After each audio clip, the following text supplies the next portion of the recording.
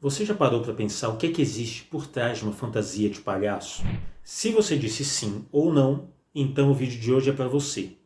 Vamos falar um pouco dessa figura tão emblemática, das suas origens e algumas curiosidades que talvez você não saiba. Então, se você gosta desse tema, então vem. Considerado a figura central do espetáculo quando o assunto é o circo, o palhaço utiliza-se de piadas e principalmente do humor físico para provocar o riso.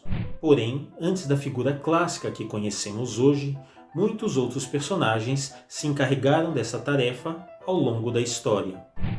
O termo palhaço é italiano e vem de palha, que era o revestimento dos colchões da época e das roupas do palhaço deste período, e serviam também para amortecer o impacto das eventuais quedas. O outro termo muito popular é o clown, que vem do inglês que significa rústico ou rude, entre outras definições.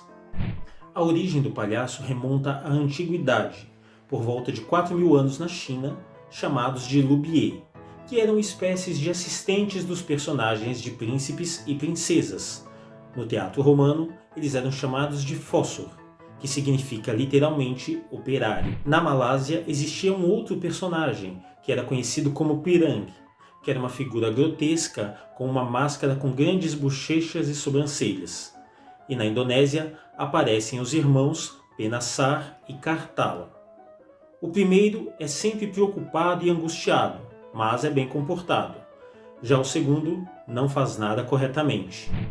Este antagonismo entre os personagens, como o alegre e o triste, o esperto e o tolo, o escada e o cômico, são características que vamos encontrar mais tarde em diversos outros tipos de palhaços, como o Pierrot e o Arlequim na comédia dell'arte, por exemplo, e como estrutura fundamental para o humor tradicional que vem sendo praticado, mesmo por quem não usa a indumentária circense. Em poucas palavras, a comédia que os palhaços proporcionam se baseia em fazer o papel de tolo, onde às vezes executar coisas simples parece algo extraordinário, e passar por ridículo da mesma forma é uma coisa extremamente comum. Também não podemos esquecer da figura do bufão ou bobo da corte, encarregado de aconselhar, além de emular a figura de estúpido, para fazer rir a nobreza na corte medieval europeia entre os séculos XIV e XVI, quase sempre com a sua cabeça a prêmio em caso de falha. O protótipo do palhaço, como conhecemos hoje, com peruca, roupa colorida e o nariz vermelho, surge a partir do advento do circo, por volta de 1768, criado pelo militar inglês Philip Astley. No início, a ideia era performar a sua destreza sobre um cavalo, aproveitando os ensinamentos da época de cavalaria militar. Porém, ele vislumbrou a possibilidade de reunir múltiplas atividades de entretenimento, como números com animais, equilibrismo, demonstrações de força, acrobacia e malabarismos em uma única arena para o deleite da burguesia que pagava para assistir essas performances. Joseph Grimaldi teve a primazia de ser esse primeiro palhaço.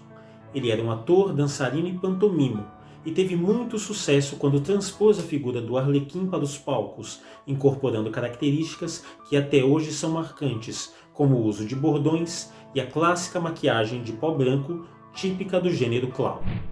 Assim, o palhaço Joey, como era conhecido, fez uma carreira bem-sucedida nos teatros londrinos, encenando versões de clássicos como Robinson Crusoe e os contos da Mamãe Gansa. Porém, a lenda de que por trás de uma figura alegre existe uma pessoa triste começara a se materializar nele de uma certa maneira. Grimaldi teve um único filho, que também se tornara palhaço. Porém, Joseph Samuel, ou JS como era conhecido, embora fosse um ótimo artista e trabalhando com seu pai, nunca superou as comparações negativas e o fato de ficar artisticamente à sombra de Grimaldi, o que tornou a relação entre pai e filho totalmente disfuncional. Ao longo do tempo, a carreira de Grimaldi também entrava em declínio, tendo sido vaiado em uma apresentação de O Gato de Botas, enfrentando problemas de saúde que limitavam os seus movimentos e, por consequência, a sua atuação, e problemas financeiros por causa da administração de um teatro. Ele foi se tornando alcoólatra e depressivo, além de ter tentado o suicídio após a morte do seu filho, JS, com apenas 30 anos em 1882. Grimaldi falece apenas 5 anos depois da morte do filho, em 31 de março de 1887, e ainda hoje ele é aclamado como uma lenda por sua enorme contribuição à arte circense. Em se tratando de Brasil, a maioria dos palhaços se encaixam em estruturas muito bem definidas, como as que vamos mostrar a seguir. O Augusto é o tipo mais popular no Brasil, por ser extravagante, mentiroso e provocador. Ele representa a liberdade, a anarquia e o mundo infantil. É desastrado e inoportuno, mas conquista a todos com a sua simpatia e brincadeiras. Tudo nele costuma ser exagerado, como o uso das cores, das roupas, do nariz e dos sapatos, por exemplo. Uma das lendas para sua origem dá conta de que um tratador de cavalos entrou no palco alcoolizado, ocasionando em uma apresentação desastrosa. Por ser um homem europeu e branco, ele teria ficado avermelhado na ponta do nariz e nas bochechas, por conta da bebida alcoólica, dando origem assim à sua tradicional maquiagem e ao nariz de palhaço. Outros atribuem esta peripécia ao alemão Tom Belling, um acrobata que, suspenso das suas atividades no circo, teria ido até lá escondido, disfarçado com uma peruca e um casaco, e acabou entrando no palco por engano.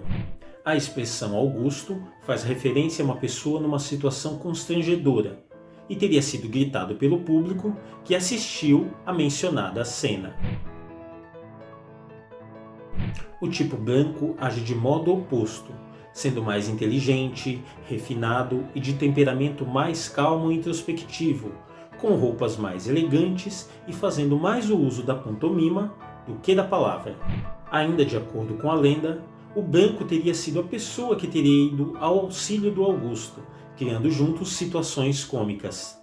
Nesta linha se encaixam os pierrots e clowns, como o precursor Grimaldi que acabamos de ver, que praticamente são uma persona, um alter ego do intérprete, não apenas um personagem mais caricato, como o palhaço tradicional.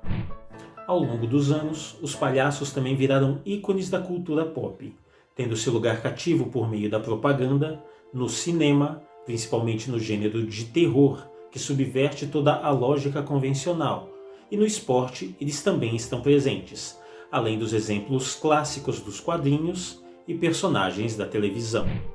Diferentemente dos tipos que vimos até aqui, o circo americano criou um outro tipo de palhaço, que ficou bastante popular por ocasião da Grande Depressão Americana, que foi o palhaço vagabundo. Este com menos maquiagem, barba por fazer e roupas em farrapos. Além de serem mais depressivos e azarados, eles aparecem em trabalhos e situações cotidianas. Alguns intérpretes dessa vertente são Otto Gribling, Emmett Kelly e posteriormente o seu filho, Emmett Kelly Jr. Estes e outras grandes lendas do circo americano, como Red Skelton, Lou Jacobs e Felix Adler, estão imortalizados no Hall da Fama dos Palhaços, um museu situado no estado de Wisconsin, nos Estados Unidos. Bom pessoal, esse foi o vídeo de hoje e eu espero que vocês tenham gostado. Mas ele não acaba exatamente por aqui, porque essa foi a primeira parte e na segunda nós vamos destacar um pouco da vida e das carreiras de alguns palhaços que se tornaram ícones da cultura brasileira. Então, se você gostou, curta, comente e compartilhe esse conteúdo. E não se esqueça também de assistir aos outros vídeos do canal.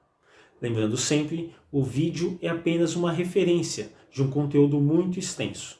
Então, desta forma, ele não pode substituir a leitura nem a sua pesquisa mais aprofundada sobre esse tema.